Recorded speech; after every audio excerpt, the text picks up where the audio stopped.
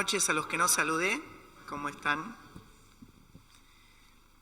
Hace un tiempo atrás, donde Netflix no existía y donde los mortales comprábamos películas, estaba comprando una película. Estaba eligiendo la película. ¿Qué tiene que ver esto? No veo unas caras, pero esperen. Estaba eligiendo la película y veo una película con la portada un policía y un título. El título de la película era Día de Gracia. Dije, esta película no puede fallar, así que la compré. No era necesario leer la sinapsis, ya me imaginaba que ese policía había hecho algo malo y que le daban un día de gracia para resolver lo que había hecho, y si no, ¡pum! ¿No? Quería llegar a casa, apagar las luces, poner play, que los disparos empiecen y empezar a disfrutar la película.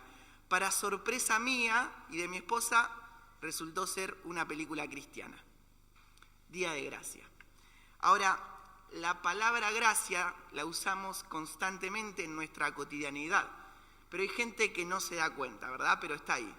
Este chico, esta chica tiene gracia, ¿verdad?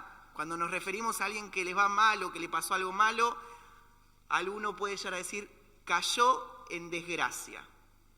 O bien podemos definir a alguien que nos hace reír como gracioso.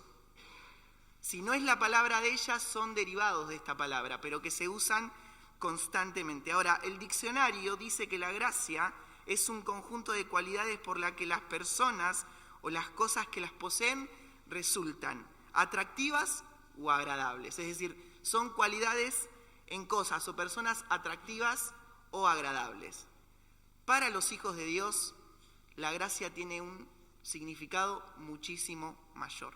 Sabemos qué es el favor de Dios, sabemos qué es el regalo de Dios para cada uno de nosotros. Como bien escuchábamos recién, nos toca ver el tema salvos por gracias, basado en Efesios capítulo 2, del verso 1 al 10, Efesios capítulo 2, del 1 al 10, es lo que nos toca ver en esta noche. Si alguna vez te perdés o estás medio perdido, estás confundido, estás aturdido, yo creo que el pasaje que vamos a ver a continuación es un buen pasaje para que te reencuentres. Porque vas a ver todo lo que Dios te dio, todo lo que Dios hizo y todo lo que Dios preparó para vos. Pablo va a estar escribiendo estos versos y va a estar poniendo en contraposición lo que eras y lo que sos, lo que tenías y lo que tenés, lo que pensabas y lo que tenés que pensar ahora, y lo que hacías y lo que tenés que hacer ahora. Antes de comenzar a leer Efesios capítulo 2, versículo 1, déjame leerte un versículo que se encuentra en 1 Corintios capítulo 2, versículo 14. Este versículo nos va a ayudar a bosquejar el mensaje en esta noche. Dice, 1 Corintios 2, 14, pero el hombre natural no percibe las cosas que son del Espíritu de Dios, porque para él son locura, y no las puede entender, porque se han de discernir espiritualmente. Vamos a ver 3 puntos. Dos de estos 3 puntos que vamos a ver van a hablar del posicionamiento del ser humano frente a Dios. El primero va a ser un posicionamiento natural. Pero el hombre natural no percibe las cosas que son del Espíritu de Dios, dice el pasaje. Este punto es el que no entiende nada acerca de las cosas de Dios. Pablo sigue diciendo en ese mismo versículo que leíamos recién, porque para él, para el hombre natural, son locura y no las puede entender, porque se han de discernir espiritualmente. El segundo punto que vamos a ver es un posicionamiento espiritual. El que entiende las cosas espirituales, el que entiende las cosas que son de Dios. Ahora, entre un punto y otro punto hay un punto de inflexión, puse yo. Algo que te cambia de un posicionamiento hacia el otro. Y ese punto que te cambia de un lugar a otro, es la gracia de Dios que vamos a ver.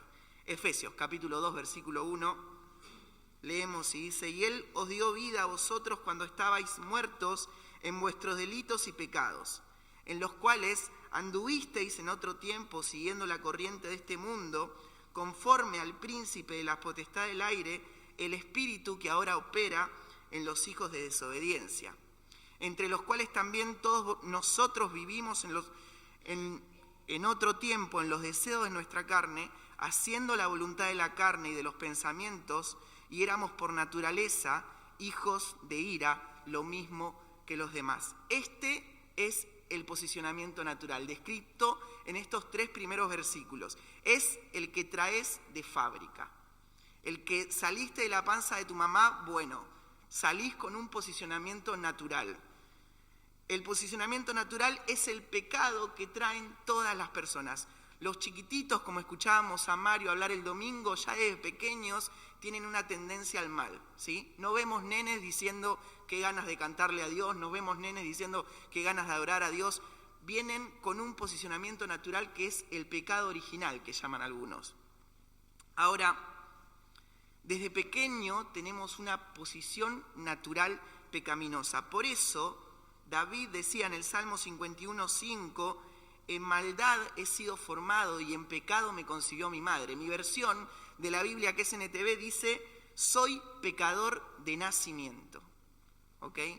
Posicionamiento natural, Romanos 5:12 dice, por cuanto la maldad entró en el mundo por un solo hombre y por medio del pecado la muerte. Es decir, Pablo está diciendo, la maldad entró por un tipo y desde ese tipo fueron pasando a todas las demás generaciones. Definido este posicionamiento natural, vamos a ver 2 puntos más dentro de esto. ¿Cómo son las personas en un posicionamiento natural y qué hacen estas personas? Leíamos recién el verso 2, donde decía que el príncipe de la potestad del aire es el espíritu que opera en los hijos de desobediencia. Es decir, las personas son operadas por el príncipe de la potestad del aire, este es el diablo. Y después dice, éramos por naturaleza hijos de ira, lo mismo que los demás. Aclaramos, hijos de ira no es la idea de un niño que está corriendo por ahí y que Dios lo odia.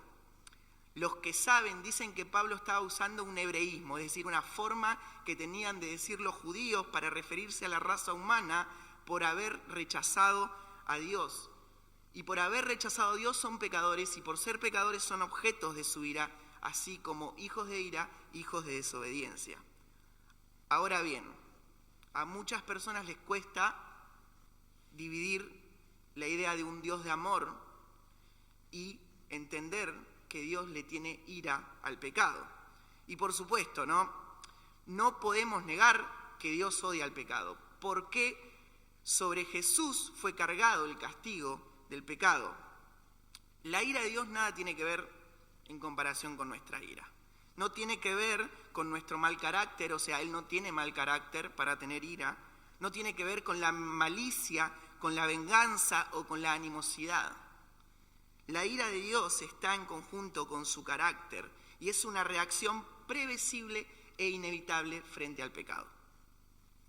Dios no va a dejar pasar por alto el pecado de las personas. Si las personas no arreglan sus cuentas con Dios, van a pagar el castigo de su pecado. Aunque Jesús ya murió por ellos, si ellos no ven en Jesús la obra redentora que puede cambiar sus vidas, van a pagar por lo que hicieron. Antes de conocer al Señor, podías besar a tus hijos, podías amar a tu esposa, a tus padres, podías ser un buen ciudadano, podías pagar los impuestos, podías ser tan bueno que te llamen a una mesa de escrutinio en las elecciones.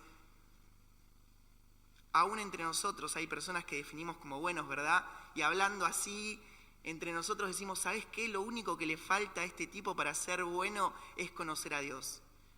Pero si no conoces a Dios, no sos santo para Dios. Por más bueno que puedas parecer, no sos santo para Dios. ¿Cómo son? Son hijos de ira, hijos de desobediencia.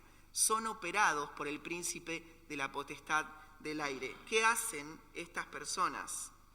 Me remarqué algunas palabras ahí en los versos 2 y 3. Siguiendo la corriente de este mundo, vivimos en otro tiempo en los deseos de nuestra carne y haciendo la voluntad de la carne y de los pensamientos. El verso 1 del pasaje que acabamos de leer deja en claro que estábamos muertos. Las personas van a trabajar y están muertas. Van a estudiar y están muertas. Tienen absolutamente todo lo que quieren, si lo consiguen, pero están muertas. Hemos hablado ya de la palabra muerte como separación, ¿verdad? La muerte es la separación de Dios. Ahora, a mí me gusta una serie que es de zombies. Son muertos vivos que persiguen a otros, se los comen. Bueno, déjame ponerle este término. Zombies espirituales. Son zombies espirituales. Ahora, que los zombies espirituales se quieran comer a los vivos espirituales es mera coincidencia, ¿verdad? ¿O no? Bueno. Pero así son las personas definidas sin Dios. Están muertos. La particularidad de estos zombies espirituales es que intentan ser cada día mejor. Por eso cada día inventan leyes nuevas, se permiten cosas nuevas. Hace un tiempo atrás hablaba con algunos chicos de acá de un caso de un hombre de 57 años que dejó a su esposa y a sus hijos para convertirse en mujer. Bueno, no es tan raro. Pero esa misma persona, esto pasaba en Canadá, esa misma persona entendió que no solamente siendo hombre se sentía mujer y lo fue, sino que entendió, comillas, que era una nena de 6 años. Así que no era solamente transgénero, sino que era transedad. Esto es una locura. Un tipo de 57 años con hijos y con una ex esposa sintiendo que es una nena de 6 años. ¿Sabes qué es la locura más grande? Que no solamente pasó eso, sino que una familia adoptó a este tipo que se consideraba una nena de 6 años. Esto pasó en verdad, lo podés buscar que lo vas a encontrar. No solamente esto. Después hay otro que es trans animal, no sé cómo sería, transo, no sé. Pero se consideró perro. El tipo llega a trabajar, se viste como perro, come como perro, le gusta que lo encierren en una jaula como perro. Bueno, ¿viste cuando la Biblia dice que el diablo los tiene enceguecidos? Así están enceguecidos. Porque vos empezás a hablar con personas y estas cosas no les parecen tan extraño. Si se siente mujer, ¿cuál es tu problema? ¿Qué te molesta a vos? Si se siente nena, ¿qué es lo que te molesta a vos? Lo toman como natural. El mundo está enceguecido, el mundo está muerto espiritualmente. Fuimos creados por Dios para su gloria. Dice Isaías 43:7, los he creado para mi gloria, dice el Señor. Ahora, el pecado hizo que de un hombre perfecto allá en el Edén, el hombre pasara a ser un hombre perverso, impuro y con enfermedades. Todo esto a causa del pecado. Romanos capítulo 1, versículo 28, define exactamente cómo es la posición natural del hombre, el posicionamiento natural del hombre. Déjamelo leerte en mi versión de la Biblia, que es NTV, dice: por pensar que era una tontería reconocer a Dios, Él los abandonó a sus tontos razonamientos y dejó que hicieran cosas que jamás deberían hacerse. Se llenaron de toda clase de perversiones, pecados, avaricias, odio, envidia, homicidios, peleas, engaños, conductas maliciosas y chismes. Son traidores, insolentes, arrogantes, fanfarrones, gente que odia a Dios, inventan nuevas formas de pecar y desobedecen a sus padres, no quieren entrar en razón, no cumplen lo que prometen, son crueles y no tienen compasión. Saben bien que la justicia de Dios exige que las cosas que hacen que por las cosas que hacen merecen morir, pero ellos igual las hacen. Peor aún, incitan a otros también a hacerlas. Las personas pueden pensar hoy por hoy que el mayor problema que tienen las sociedades del mundo son los políticos, es la corrupción. Son las grandes corporaciones que en busca de sus intenciones ocultas destruyen sociedades. Quizás puedan pensar que es el orgullo del ser humano. El problema del mundo es el pecado. La Biblia lo deja en claro desde el principio hasta el fin. Todo aquel que peca está errando al blanco, y el blanco es la vida que Dios puede dar. Ahora, ¿cómo eran los seres humanos en este posicionamiento natural? Eran hijos de ira, hijos de desobediencia, eran operados por el príncipe de la potestad del aire. ¿Qué hacen los seres humanos que se encuentran en un posicionamiento natural? Hacen básicamente todo lo que a Dios no le agrada. Dice el versículo 4 de Efesios capítulo 2, versículo 4, pero Dios, que es rico en misericordia por su gran amor con que nos amó, aun estando nosotros muertos en pecado, nos dio vida, juntamente con Cristo. Por gracia sois salvos. Acá vemos la gracia como punto de inflexión. Cuando aprendí este concepto de punto de inflexión, no lo aprendí como un concepto matemático, o sí lo aprendí como un concepto matemático, mejor dicho, pero inmediatamente se me fue a lo filosófico, ¿verdad? El punto de inflexión es una recta, una curva, que en un momento determinado, ¡pum!, cambió de rumbo, se fue para otro lado. Ese punto en donde cambia de rumbo, esa recta o esa curva es el punto de inflexión. Ahora, yo pensaba y me acordaba mientras preparaba esto, cuando yo iba a la escuelita dominical y era chico. Tenía un amigo que iba tanto como yo, estudiaba los mismos textos, íbamos a la iglesia a la noche, salíamos después de la reunión de jóvenes, así como quizás algunos de ustedes. En algún momento tuvo un punto de inflexión y terminó preso. Amigos desde chiquitos, las mismas enseñanzas, las mismas reuniones, pero en un momento ese punto de inflexión lo llevó a otro lado. Ahora, el punto de inflexión para los hijos de Dios fue aquel momento en donde la gracia de Dios fue revelada para nosotros, en donde la obra de Cristo tomó una significancia súper importante, donde nuestro espíritu fue convencido de pecado, justicia y juicio. Ese es el favor no merecido de Dios, ese es el regalo más grande, el regalo que cuando salgas acá y quizás te pisa el tren, lo que sea que te pueda llegar a pasar, garantía eterna. Lo mejor está por empezar.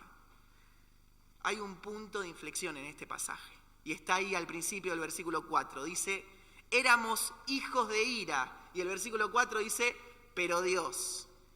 Estaba todo mal, pero merecías la muerte, pero merecías el infierno, pero estabas muerto, pero estabas enfermo, pero.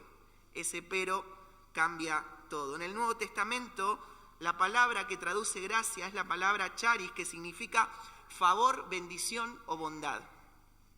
Ahora, todos podemos extender esta charis o esta gracia hacia otras personas. Podemos practicar la bondad, podemos practicar el favor, pero cuando lo hace Dios, adquiere un significado súper potente. Porque cuando Dios la da, es por toda la eternidad y no es momentánea. La gracia de Dios es que en vez de ser maldecidos por nuestros pecados, Cristo haya muerto por ellos. La gracia de Dios es el mayor tesoro a las peores personas. El versículo 5 dice que estábamos muertos y que Él nos dio vida. Como dijimos, la palabra muerte tiene que ver con la separación que teníamos con Dios. Y está bien graficada en el Evangelio de Lucas, en el capítulo 15, en aquella historia del hijo pródigo. Cuando el hijo vuelve y el padre le dice a su hermano, este que estaba muerto ha revivido. Este que estaba alejado, separado de mí, ahora está cerca y está vivo. La gracia de Dios fue manifiesta en la obra redentora de la cruz. Ahora, su santidad y su justicia absoluta tenían que ser satisfechas al igual que su amor. Por eso el Calvario tiene la trascendencia que tuvo. Porque Dios satisfizo sobre Jesús su ira y nos amó lo suficiente para darnos algo que jamás vamos a poder perder. La gracia de Dios llega para quedarse en los hijos. Bien lo definía en el campamento que estuvimos en marzo Pedro Fuentes. Decía que la gracia de Dios era como olas en el mar, que cuando llegaban a la orilla, cuando se iba una venía la otra atrás. Entonces, la gracia de Dios es algo que vamos a tener todo el tiempo en nuestra vida. Yo lo pensaba en la gracia como un resorte, que mientras vas caminando y te caes, porque a veces nos caemos, La gracia que hace, ¡pum!, te levanta de nuevo y te ubica en el lugar que Dios te dio. La gracia de Dios no es el día de gracia que pensé que le habían dado a ese policía en la película. No es el día de gracia que el banco te da antes de hipotecarte la casa. No es el día de gracia que los acreedores te dan para que consigas el dinero que debes. No es el día de gracia porque se te acaba el tiempo y no podés solucionar ese problema. El día de gracia para el Hijo de Dios comienza cuando ve a Jesús morir por sus pecados. La gracia de Dios no se va nunca de sus hijos. Son todos los días vemos su salvación, todos los días vemos sus bendiciones en nuestra vida. Mario decía el domingo ese versículo que Dios hace salir el sol para los buenos y los malos, nada más que los malos no saben que Dios hace salir el sol. Nosotros sí lo vemos. Por eso tenemos que ver y estar atentos a cada una de las bendiciones que Dios nos da. Ahora, esta gracia manifestada en la obra de Cristo te saca de un posicionamiento natural y te pone en un posicionamiento espiritual. Dice el versículo 6 de Efesios capítulo 2 que estamos leyendo: y juntamente con Él nos resucitó y asimismo nos hizo sentar en lugares celestiales con Cristo Jesús, para mostrar en los siglos venideros las abundantes riquezas de su gracia en su bondad para con nosotros en Cristo Jesús. Porque por gracia sois salvos por medio de la fe, y esto no de vosotros, pues es don de Dios, no por obras para que nadie se gloríe, porque somos hechura suya, creados en Cristo Jesús para buenas obras, las cuales Dios preparó de antemano para que anduviésemos en ella. Porque por gracia sois salvos por medio de la fe, y esto no de vosotros, decía el versículo 8. La única manera de poder entrar en una relación con Dios es por medio de su gracia. Es por medio de la oportunidad que Dios te da en su Hijo, para que te reconozcas pecador, para que le pidas perdón a Dios por tus pecados y para que comiences una relación estrecha con el Señor. Escuchaba un mensaje de uno de los pastores que yo escucho por YouTube y daba un ejemplo espectacular de este posicionamiento natural. Él contaba la historia de una familia que había perdido a su hija, pero que habían decidido donar sus órganos, así que otra chica en otro lugar recibió el corazón de esta chica que había muerto. Así que ellos hicieron lo imposible para poder llegar a donde estaban y fueron a conocerla. En un momento le dan un estetoscopio, ponen sobre el pecho de la chica y empiezan a escuchar el latido de su hija en otra persona. Esto es lo que hizo el Señor por nosotros. Cuando Dios pone su estetoscopio en nuestro corazón, no escucha lo que sos vos, no escucha lo que soy yo, escucha el corazón de su Hijo en nosotros, porque Jesús está en nosotros. ¿Entendés el posicionamiento espiritual que Dios te dio? Te sacó de un lugar que estabas perdido, podrido, destruido, y te dio un lugar increíble. Puso el corazón de su Hijo en vos. Pablo, en Gálatas capítulo 2, versículo 20, dice: mas no vivo yo, sino que Cristo vive en mí.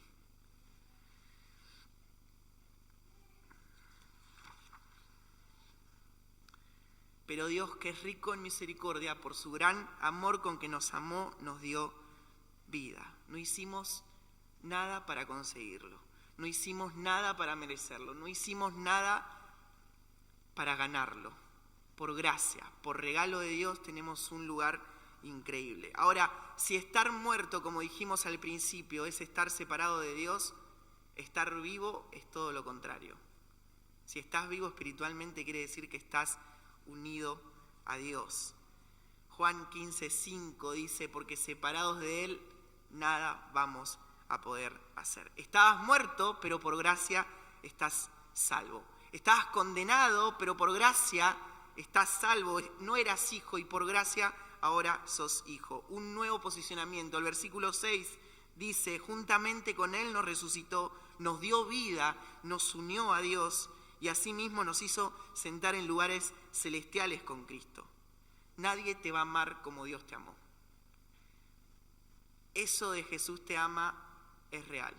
Si nunca lo escuchaste, si hoy estás acá invitado por primera vez, tenés que saberlo. Jesús te ama. Nadie te va a amar como Él te amó. Nadie va a sufrir lo que Él sufrió por amor, como Él lo hizo por vos, como lo hizo por nosotros. Ahora, nos sentó en lugares celestiales. Esta fue la parte que más me costó encontrar una respuesta que me satisfaga. Entonces empecé a buscar y leí por ahí que decían que estamos sentados y es un lugar que tenemos eterno y demás. Pero yo me preguntaba, ¿cómo voy a estar sentado ahí si en ese momento estaba sentado en mi casa estudiando? Bueno, el lugar que tenés en el cielo, que estás sentado en lugares celestiales, así como dijimos que Dios ve en nosotros el corazón de su Hijo, quiero que sepas que ahí donde está sentado el Señor Jesús y Dios lo ve, nos ve a nosotros sentados con Él. Estamos teniendo un lugar especial en la mesa del Señor. Estamos sentados en lugares celestiales. Nuestra vida ya no se rige por las cosas de este mundo, se rige por las cosas del cielo en este mundo, de arriba hacia abajo. Dice Pedro en 2.11 que, primera de Pedro 2.11, que somos peregrinos y extranjeros. Dice Filipenses 3.20, que nuestra ciudadanía está en los cielos. Dios nos ve sentado ahí cuando ve a Cristo sentado a su diestra. Estamos sentados en lugares celestiales. Un lugar genial, el mejor lugar que las personas pueden tener. Ahora, ¿qué hacen? ¿Qué son? Dijimos, son hijos, son personas que tienen en su corazón a Jesús, pero ¿qué hacen estas personas que se encuentran en un posicionamiento espiritual? Versículo 7. Vos tenés ahí la versión Reina Valera, déjamela leerte en la versión NTV. Dice, de modo que en los tiempos futuros Dios puede ponernos como ejemplos de la increíble riqueza de la gracia y la bondad que nos tuvo, como se ve en todo lo que ha hecho por nosotros, que estamos unidos a Cristo Jesús. ¿Qué hacen entonces los que se encuentran en un posicionamiento espiritual? Son ejemplos de la gracia y la bondad de Dios en sus vidas. El cielo entero nos verá y glorificará a Dios por su gracia y su bondad. Pero no solamente en el cielo. El que ve almas salvadas ve la gracia de Dios. Hechos capítulo 11, versículo 22 dice, llegó la noticia de estas cosas a oídos de la iglesia que estaba en Jerusalén y enviaron a Bernabé, que fue hasta Antioquía. Cuando llegó y vio la gracia de Dios, se regocijó y exhortó a todos a que con propósito de corazón permanezcan fieles al Señor. El que ve almas salvadas ve la gracia de Dios. Mira a tu costado porque la gracia de Dios está a tu lado en este momento. La gente te va a ver lo que haces. La gente va a ver cómo tu vida cambia siguiendo a Jesús y va a decir, wow, qué bueno que es Dios. Ahora, este pasaje es verdad que está hablando de que vamos a ser ejemplos en la eternidad de su gracia y su bondad, pero no es una idea que se pierda. Jesús en Mateo 5:16 dice, así alumbre vuestra luz delante de los hombres, para que vean vuestras buenas obras y glorifiquen a vuestro Padre que está en los cielos. La gracia te transforma de lo peor para Dios en lo mejor para Dios. Todos somos ejemplo de su bondad y de su gracia. Así en el cielo, así en la tierra. Cuando vean tus buenas obras, dice Jesús, van a glorificar a tu Padre que están en el cielo. ¿Qué hacen entonces los que se encuentran en un posicionamiento espiritual? Hacen, viven y hablan para que la bondad, la misericordia, la gracia de Dios sea manifiesta. La pregunta en esta noche, para irnos un poco reflexionando acerca de lo que estamos viendo, ¿es tu vida un fiel ejemplo de la gracia y la bondad de Dios? La gente te ve y puede decir, wow, Dios existe, Dios sí existe, porque si lo cambió a me puede cambiar a mí. Ya terminando el pasaje, Pablo va a decir, no hay nada que ustedes hayan podido hacer para ser salvos. No se pueden gloriar en nada, porque la salvación es por gracia. No hicieron nada para ganársela. Y el versículo 10 dice, porque somos hechura suya, creados en Cristo Jesús para buenas obras, las cuales Dios preparó de antemano para que anduviésemos en ella. Vas a hacer muchas cosas buenas siendo hijo de Dios, pero esas cosas que hagas no te van a salvar. Van a ser consecuencia de que ya sos salvo. Vas a ayudar a los que necesitan.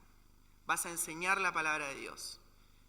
Vas a abrazar a las viudas, vas a sostener a los huérfanos, vas a hacer muchísimas cosas para Dios. Pero nada de lo que hagas va a ser por mérito tuyo tampoco. Dios ya las preparó de antemano. No vas a hacer más. Quizás hagas menos, pero no vas a hacer más cosas que Dios haya preparado para que hagas. Hay un camino preparado para los hijos de Dios. Salmos 32:8 dice, te haré entender y te enseñaré el camino en que debes andar. Sobre ti fijaré mis ojos. Un camino que tiene la gracia de Dios, la bondad de Dios, las obras preparadas de antemano para que vos hagas, las que dejó listas, diciendo, bueno, acá está lo que tiene que hacer Cosme, tenés que ir por acá. Ya dejó todo listo Dios. Ahora, como escuché alguna vez, un camino que es el centro de la voluntad de Dios. Cuando no estamos en ese camino del centro de la voluntad de Dios, no vamos a estar haciendo las obras que Dios preparó de antemano. De hecho, muy probablemente estemos haciendo todo lo que a Dios no le agrada. Cuando no tomamos el camino que sigue al Señor, las consecuencias van a ser fatales. Ahí teníamos el ejemplo el domingo también que nombraba Mario. Decía, el día que David no fue a la guerra, el día que David tenía que estar en una batalla y se quedó en su casa, ¡pum!, cayó, pecó con Betsabé. Las consecuencias fueron fatales. El día que el hijo pródigo se fue de la casa de su padre, las consecuencias fueron fatales. Dios no quiere que sufras, Dios no quiere que vengas rotos, Dios no quiere que te vaya mal en la vida. Pero es necesario que estemos cerca. Por eso decía que este pasaje, Efesios 2, 1 al 10, es un buen pasaje para aquellos que están confundidos, perdidos, aturdidos por este mundo. Porque este pasaje te muestra de dónde te sacó Dios y a dónde Dios te puso. Ustedes que antes estaban muertos, ahora están vivos. Ustedes que seguían los deseos de la carne y los deseos de los pensamientos, ahora tienen obras preparadas de antemano que yo les dejé lista para que hagan, dice el Señor. Ustedes que no eran ejemplo de nada, ahora son ejemplo de la gracia y la bondad de Dios.